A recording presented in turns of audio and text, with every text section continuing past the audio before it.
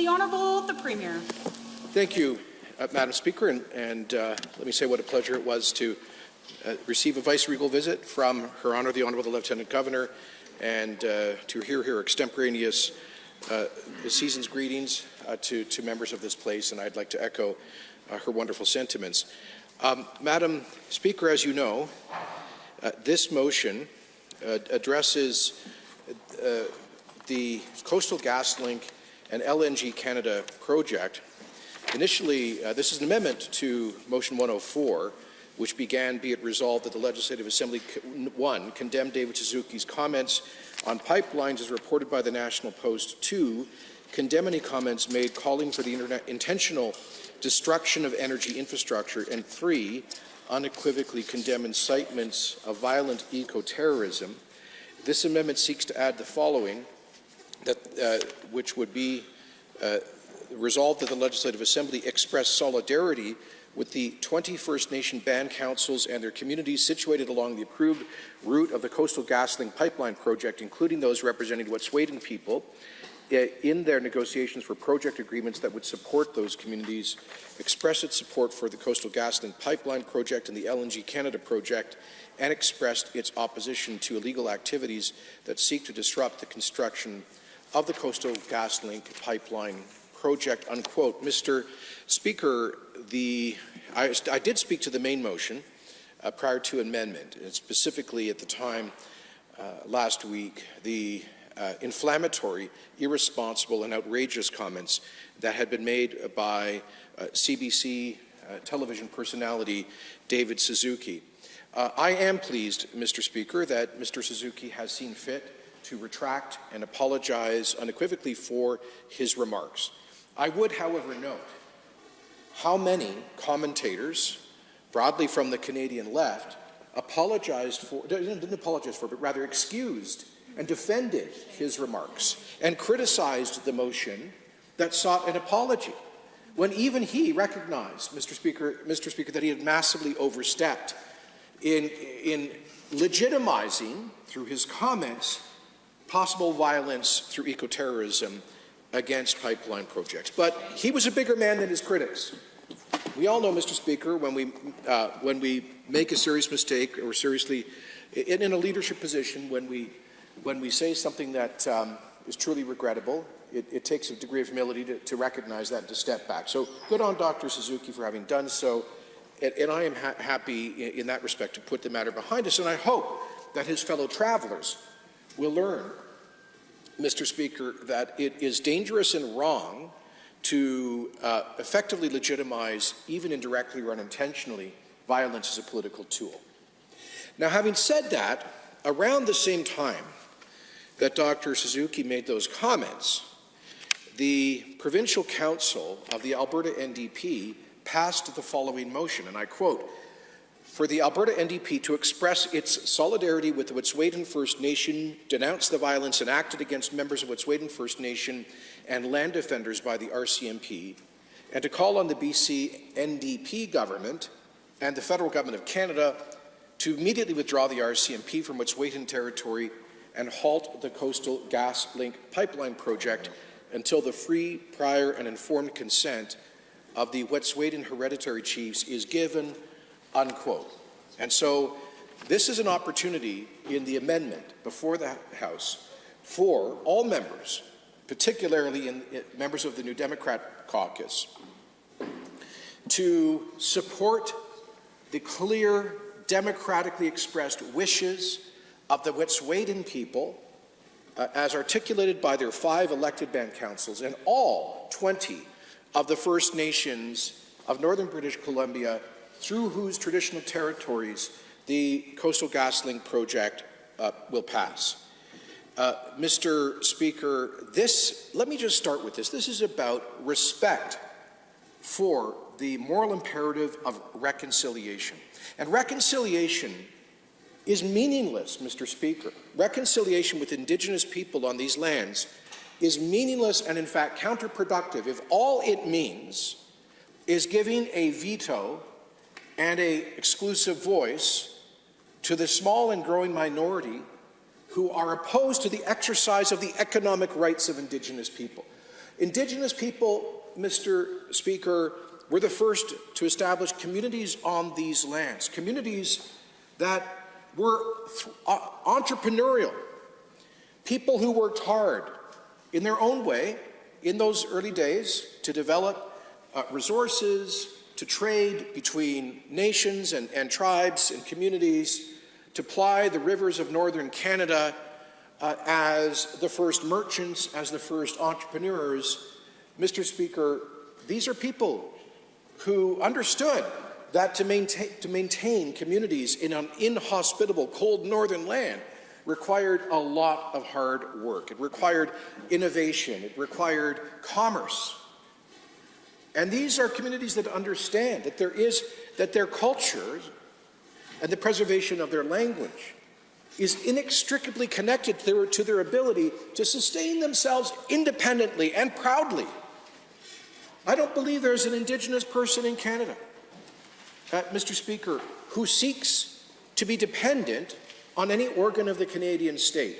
When we talk about self-government, ultimately that is a dream of self-reliance, of the dignity of hard work and independence and freedom that comes from that hard work, Mr. Speaker. Now, having said that, we acknowledge that there has been a tragic history of injustice over the centuries since European contact that has caused so much dislocation and trauma and misfortune for Indigenous people.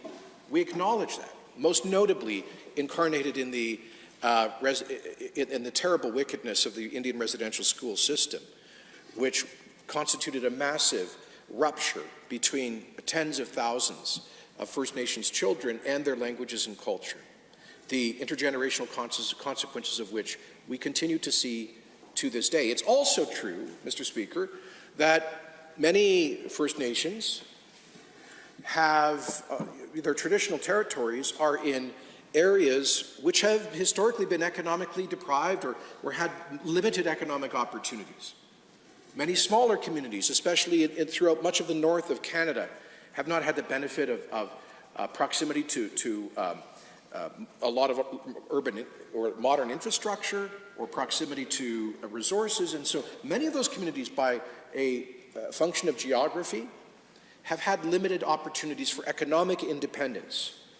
But thanks to the development of natural resources through much of northern Canada, we see a new day dawning, a day of opportunity, a day of hope, to quote Her Honour, the Honourable Lieutenant Governor, a day of hope that they may be able to lift their nations up and achieve that dream of real self-government, of independence, of self-reliance, of self-determination that comes with the exercise of economic rights.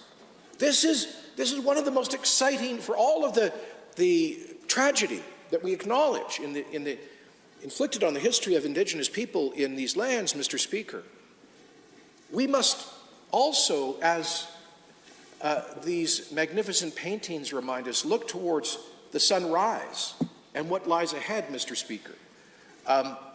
What lies ahead is the possibility of great opportunity for First Nations communities across North America. We have seen that ourselves in the Wood Buffalo region, in the northeast corner of Alberta, where the ancestors of today's First Nations, they sealed their canoes with bitumen to ply the Athabasca River, the great rivers of northern Canada.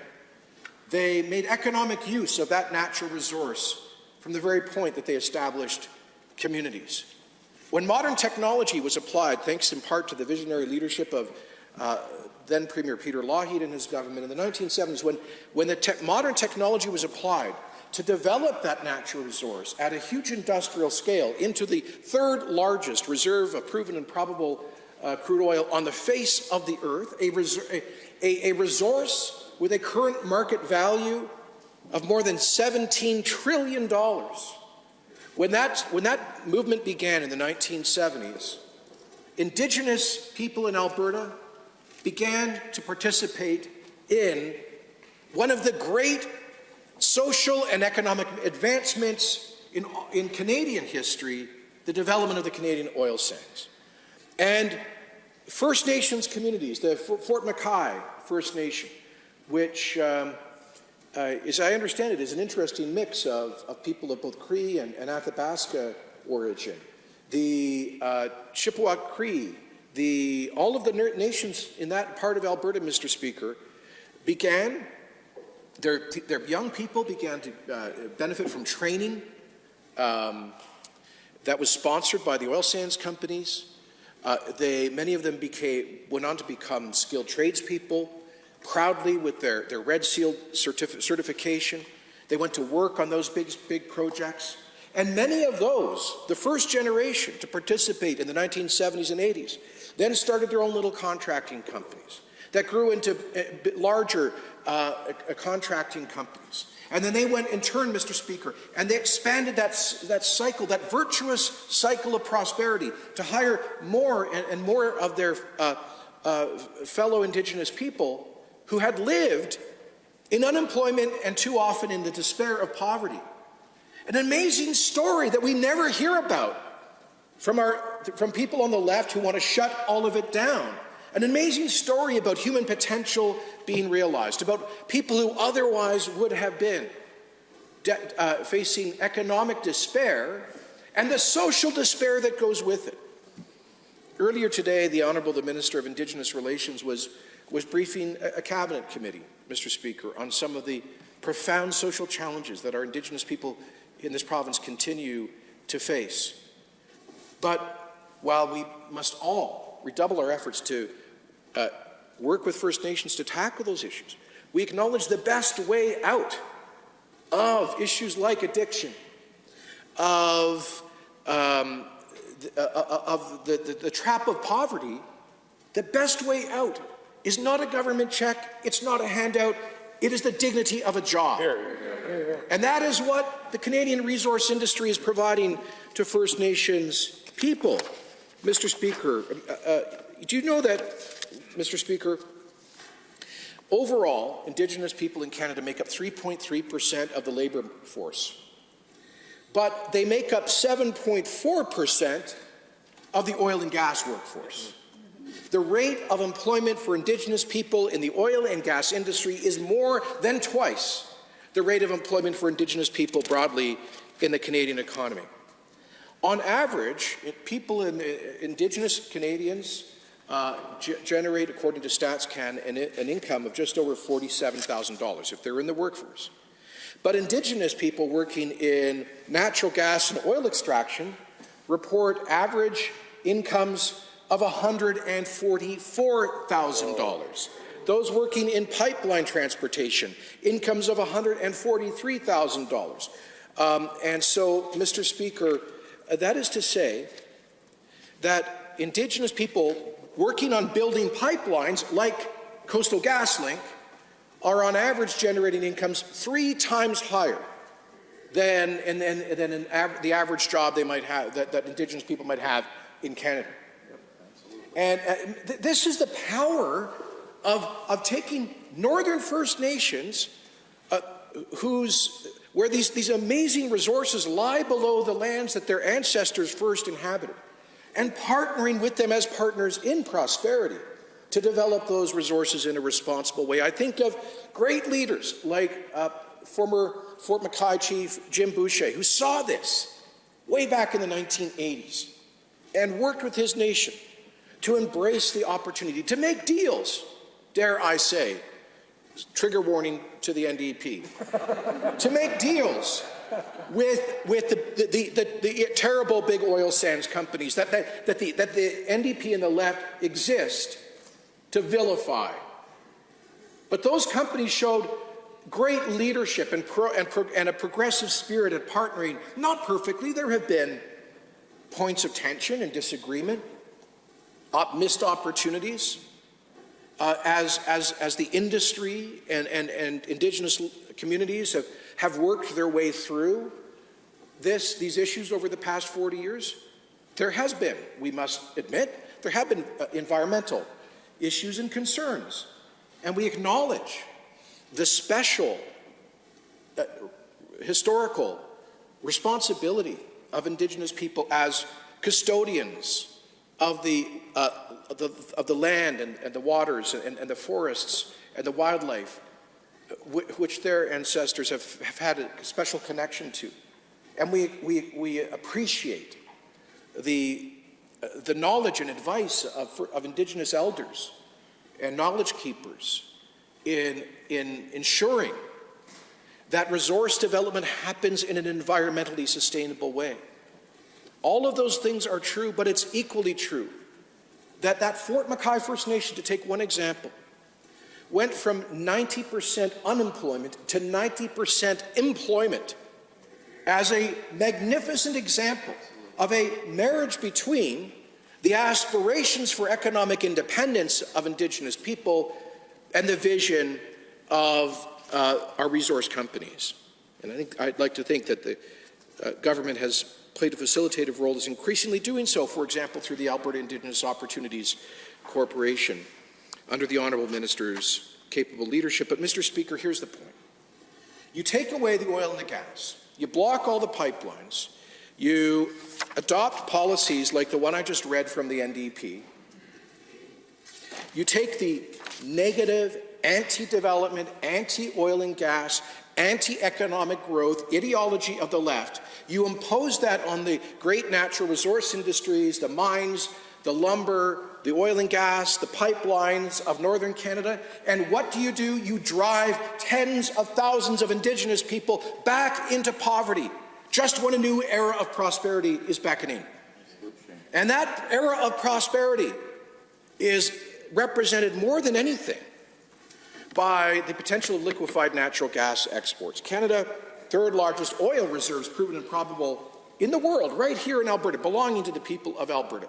But we have the fifth largest proven and probable natural gas reserves. And the world is striving to reduce greenhouse gas emissions, and rightly so. I believe, Mr. Speaker, we have the ace card, the ace of spades to play in the global rush to reduce emissions. And you know what it is? It is the ability to produce and export our natural gas to global markets. Because as we speak, China, People's Republic of China, the largest emitter in the world, there is one Chinese state-owned enterprise, PetroChina, that produces more CO2 and GHG emissions than the entire Canadian economy. Mr. Speaker, every month China is building more thermal coal electricity production plants. Every month they are increasing month after month and day after day their emissions, driven in significant measure by coal-fired power. Every incremental unit of clean Alberta and BC, clean Canadian liquefied natural gas that we can get to Asian markets in places like China and India is a proportionate unit of converting electricity production from thermal coal to natural gas, whose emission profile is about 1/2 of thermal coal. If we could, by in some mental exercise, convert all of the thermal coal power production in Asia tomorrow to natural gas, global emission, we would no longer be talking about the challenge of global emission, the urgency. We would see a massive global step down in GHG emissions overnight. So this is a part of the climate imperative. Why doesn't the NDP understand that? Why are they opposed to Coastal GasLink? Why are they standing in the way of LNG projects? Why are they ignoring the wishes of First Nations to benefit from those job-creating projects, Mr. Speaker? Why? Why did they send MLAs out in front of this legislature 18 months ago to join a ragtag group of extremists from Extinction Rebellion, Mr. Speaker, groups that have explicitly endorsed the use of violent tactics through eco-terrorism. Why did they have MLAs out there where thousands of people were chanting, no oil, no gas, and no pipelines? Why, Mr. Speaker, would they, in a province, 25% of whose economy, 30% of whose jobs are connected to this industry, would they take that position?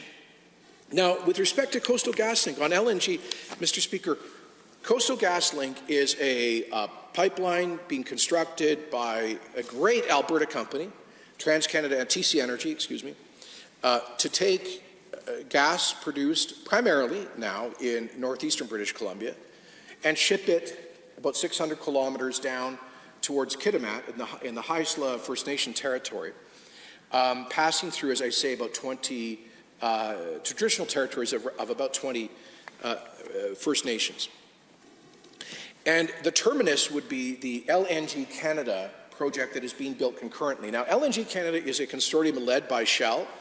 It's with the participation of, I think, half a dozen other major companies, and it alone represents a $36 billion capital investment, which is the largest private sector investment in the history of the Canadian economy. On top of that, CGL, Coastal GasLink, is about a $6.4 billion project. So together, between the pipeline and the export facility, we're talking $42 billion of investment. $42 billion. And that does not even begin to account for the upstream exploration and production value and jobs that will be created. Now, some may say, well, this is all about BC. Where does Alberta come into this? Well, Mr. Speaker, gas markets, of course, are fungible.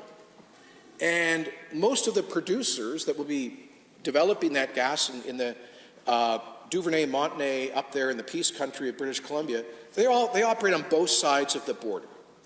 And every extra BCF of natural gas we can ship off the coast, doesn't matter which side of the Alberta-BC border it comes from, the higher the price will be, the greater the demand there will be, and the more market space it opens up for the gas produced on the eastern side of the interprovincial border. So this is, we're in it together, Mr. Speaker. It's a fungible, totally integrated, connected market. But here's another key point. LNG Canada, I mean, this project, the $36 billion plus CGL, $6 billion, that represents the first train, the first major export unit. Mr. Speaker, many believe, and I was just speaking to the folks at TC Energy, that once that project is commissioned, that the proponents will be able to move that up to 3, maybe 4 trains, quadrupling the volume of LNG shipments. That would be worth billions of dollars a year for the Canadian economy, and would begin to draw off gas produced on the Alberta side, good for royalties, which in turn is good for schools and hospitals, gives the finance minister more money to spend. Pay down that deficit, yeah. Right. First of all, let's do that. And you know, all of this, by the way, all those hard-working hoteliers and restaurant owners and equipment operators and small business people, be it in communities like Grand Prairie or Beaver Lodge, right, or communities, yes, like Fort St. John. Mr. Speaker, all of those hardworking small business people will benefit from the upstream work as well. What a great story, because in the drive to include First Nations in this great renaissance of resource development, there are incredible contracting opportunities. I mean, billions of dollars of benefits that will flow to First Nations. So is it any wonder, Mr. Speaker, that, and I have to close off one point on LNG economics. If we can get LNG Canada done, Coastal GasLink, if we see, if the NDP fails in their effort to block and kill Coastal GasLink, and if common sense and the democratic wishes of First Nations prevails over the the environmental extremism of the Canadian political left, Mr. Speaker, if that happens, we get that thing built, I can assure you that Alberta natural gas producers will come together to risk capital to build a second pipeline. In fact, there is a project. It's the how to pronounce the Rockies. the Rockies project. That is still conceptual, Mr. Speaker. It's a potential consortium of over a dozen Alberta natural gas producers, and we are in ongoing discussions with that group. They're fairly advanced in their planning, and their dream, Mr. Speaker, is to build a pipeline and then consequently a liquefied natural gas terminal off the coast of the Niska First Nation, which was the first nation in British Columbia to get a self-government agreement with Ottawa. And the Niska, by the way, Mr. Speaker, they have also been great advocates of a West Coast oil pipeline. They were outraged when Ottawa, without consultation, violated the honour of the Crown to consult First Nations through its unilateral imposition of the tanker ban Bill C-48, because that's denied the Nisga'a Nation. This is stuff you'll never hear from the NDP, because they don't care about Aboriginal economic rights. You'll never hear it from their fellow travelers in the media, the Laurentian elites, people, rich white people in downtown Toronto. You know, their kids going out to block GO trains because they saw some kind of a CBC story about First Nations being opposed to this, Mr. Speaker. What gross distortion of the truth we are hearing from our opinion elites in this country, and so many in the political elites. Jagmeet Singh, the leader of the NDP, completely, explicitly, totally opposed, not just to oil pipelines, but to clean natural gas pipelines. They've persuaded the propaganda campaign from the Green Left has persuaded many urban Canadians, and some, I suppose, in Indigenous communities, to believe that Coastal GasLink is going to be carrying bitumen or dilbit, diluted bitumen down to the West Coast. Nothing could be further from the truth. If there is a spill, and by the way, I stand next to a former senior official at the Canadian Energy Pipeline Association, the Honourable the Minister of Energy, and I think she can confirm for me that the safety record for oil and gas pipelines in North America in the past several years is like 99.8%. 99.999. 99.999%. I stand corrected, Mr. Speaker. And so that the chances of a spill or a disruption are statistically basically zero, virtually zero. And yet, Mr. Speaker, and yet if there is a rupture on a natural gas pipeline, this is a product that doesn't stay in the environment. It doesn't pose a risk to the safety of the water table. That there's no significant environmental risk, which was affirmed by the National Energy Board's approval of CGL following years of exhaustive study. Now, I find it passing strange, Mr. Speaker, that the NDP over there in British Columbia and their government, Premier Horgan and his team, are strongly in favor of Coastal GasLink and LNG Canada, strongly in favor of more liquefied natural gas projects. But over here, their loony left cousins in the NDP are against it, Mr. Speaker. You know, I never thought I'd see a day when the BC NDP would sound like the mainstream pro-jobs, old-school New Democrats of yore, while these folks over here had sold out to the radical green left. It's why they were out there with Greta Thunberg and Extinction Rebellion, Mr. Speaker. It's why they were silent in the face of David Suzuki's exhortation to potential violence, Mr. Speaker. And so this is an opportunity for us, as I say, to speak in solidarity with the 21st Nations in Northern BC, whose elected councils have not just endorsed the agreement, many of them did so after having plebiscites and having done traditional lodge meetings within their clans. They did exhaustive multi-year consultations. And that is what led the elected leaders to support this project. Let me quote, for example, one of those leaders who said that, here we are. This is Helen Mitchell, hereditary chief of the Skin Tyee Nation on the Wet'suwet'en territory. She says, I support the resources because, like I said, we had lots of consultation. We asked lots of questions. We walked to the very ground where the LNG project was going to go. We've had lots of consultation in the last 5 years or so. We all discussed it. Elders, our band, all our band members, we all agreed. We all agreed, and I have hereditary chiefs too, and they've all agreed to support Coastal GasLink. All 20 of these elected nations. And by the way, let me quote Teresa Tate Day, another Wet'suwet'en hereditary chief who's been pushed out of the way by the Green Left's preferred spokespeople up there. Here's what Teresa said. As female Wet'suwet'en members and community leaders, we want to be heard and involved in the decision making. That is our way. But our voices are not being heard. We have been working particularly with LNG and Coastal GasLink. Our people want a benefit, and they want to be able to make a decision on a positive note. However, we've experienced lateral violence and coercion since then by the 5 chiefs who claim to represent the nation. Let me quote Chief Dan George of the Burns Lake Silcatquo Nation at Wet'suwet'en, quotes, I had our community vote on Coastal GasLink, and 80% voted in favor of the gas line. So that gave me my marching orders to do what I needed to do to negotiate the best deal I can for my people on the reserve. There's few economic opportunities in northern BC. There's a huge mountain pine beetle that has devastated all of the pine in northern BC, and most of us First Nations have been loggers at one time or another throughout our lives, and there's not very much logging left, the chief said. There are very few opportunities now, and Coastal GasLink is a once-in-a-lifetime opportunity, unquote. That's one of the Wet'suwet'en chiefs. I've got pages of these.